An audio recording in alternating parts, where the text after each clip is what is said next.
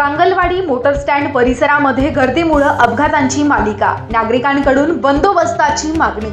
दिनांक 13 डिसेंबर 2025 तालुक्यातील गांगलवाडी येथील मोटर स्टँड परिसरात दिवसेंदिवस वाढत चाललेल्या गर्दीनं अपघाताचं प्रमाण लक्षणीयरित्या वाढलं असून नागरिकांमध्ये भीतीचं वातावरण निर्माण झालं। बस, खाजगी वाहन, दुचाकी तसेच पादचाऱ्यांची एकाच ठिकाणी होणारी वर्दळ आणि वाहतूक नियोजनाचा अभाव यामुळे येथे वारंवार किरकोळ तसेच गंभीर अपघात घडत असल्याचं चित्र दिसून येतं। विशेषतः सकाळी आणि सायंकाळी कामाच्या वेळेमध्ये तसेच शाळा महाविद्यालय सुटण्याच्या वेळी परिसरात प्रचंड गर्दी उसळते।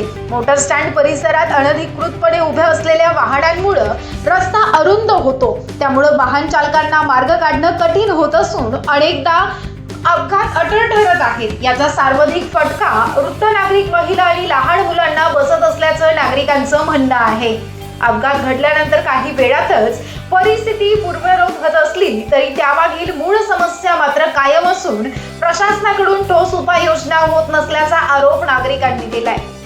या ठिकाणी वाहतूक पोलीस, ग्रामपंचायत आणि स्थानिक प्रशासनाकडून नियमित बंदोबस्त नसल्यानं गर्दीवर कोणतंही नियंत्रण राहत नसल्याचं देखील निदर्शनास आलं। या पार्श्वभूमीवर गांगलवाडीतील नागरिकांनी मोटर स्टँड परिसरात तातडीनं वाहन तळासाठी स्वतंत्र जागा निश्चित करावी, आवश्यक त्या ठिकाणी सूचना फलक आणि गतिरोधक बसवावेत अशी जोरदार मागणी केली जाते। प्रशासनानं वेळीच दखल न घेतल्यास भविष्यात गंभीर दुर्घटना घडल्याची शक्यता नाकारता येत नाही असा इशारा देखील नागरिकांकडून देण्यात आला। तरी संबंधित विभागांनी या गंभीर बाबींकडे लक्ष देत तातडीनं बंदोबस्त आणि योग्य वाहतूक व्यवस्थापन करावं अशी मागणी गांगलवाडीतील नागरिकांकडून करण्यात येत आहे। लोकनाई न्यूज मराठी करिता ब्रह्मपुरी प्रतिनिधी रोहित मेश्राम। आता गांगलवाडी या ठिकाणी जो बस स्टॉपचा हा जो परिसर आहे या ठिकाणी अपघात झालेला आहे, तर नागरिकांकडून जाणून घेऊया की या अपघाताचं नेमकं कारण काय असू शकते। कारण म्हणजे ग्रामपंचायत येतं नाही का रुंदीकरण करायला पाहिजेत होता। आज इथं ट्रॅफिक खूप राहते, बरोबर। गांगलवाडी परिसरात नाही का या बस स्टॉपवर खूपच अशी ट्रॅफिक चालत राहते। आज बसवाल्याला येता नाही का बस थांबू नाही शकत, बिचारा बसवाला समोर नेऊन बस थांबवते, पॅसेंजर धाव जातात त्या बसकडे।